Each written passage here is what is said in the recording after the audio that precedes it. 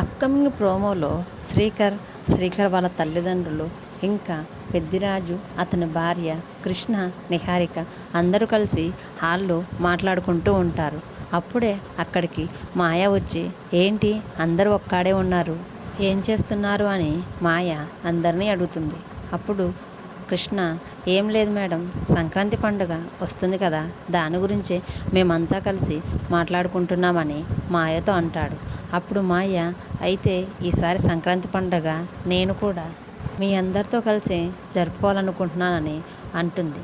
అప్పుడు వేదవతి, సరేనమ్మా, నువ్వు కూడా మాతో కలిసి పండగ జరుపుకోవటంలో మాకు ఏమాత్రం అభ్యంతరం లేదు అని మాయతో అంటూ ఉంటుంది. మరోవైపు అవ్వని, సుజాత ఇద్దరు కలిసి ఇంటి బయట ఉన్న తమ మొక్కలకు నీళ్లు పోస్తూ ఉంటారు.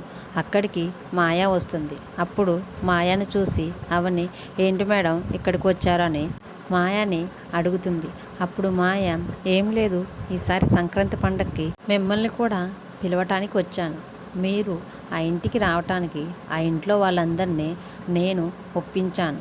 వాళ్ళు కూడా మీరు రావటానికి ఒప్పుకున్నారు. మీరు రేపు ఇంటికి రండి అని అవనితో చెప్తూ ఉంటుంది.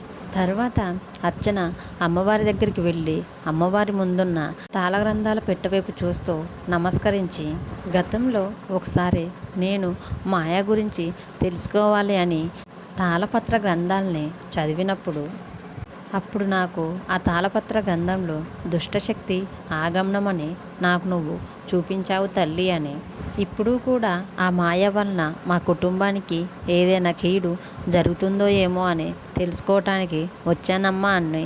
తర్వాత ఆ తాళపత్ర గ్రంథాలు ఉన్న బాక్స్ ఓపెన్ చేసి తాళపత్ర గ్రంథాలని తీసి ఒక్కొక్కటిగా చదువుతూ ఉంటుంది. అర్చన చదివే సమయంలో అమ్మవారిని చూపిస్తూ ఉంటారు.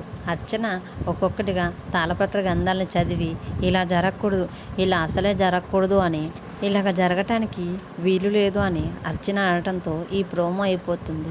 చూద్దాం మరి అప్కమింగ్ ఎపిసోడ్లో అసలు ఆ తాళపత్ర గ్రంథాలలో ఏం రాసిందో, అర్చన ఎందుకు అలా అన్నదో జరగబోయే ఎపిసోడ్లో చూద్దాం. ఈ వీడియో కనుక మీకు నచ్చితే ప్లీజ్ ఒక లైక్ చేసి మన ఛానల్ని సబ్స్క్రైబ్ చేయండి.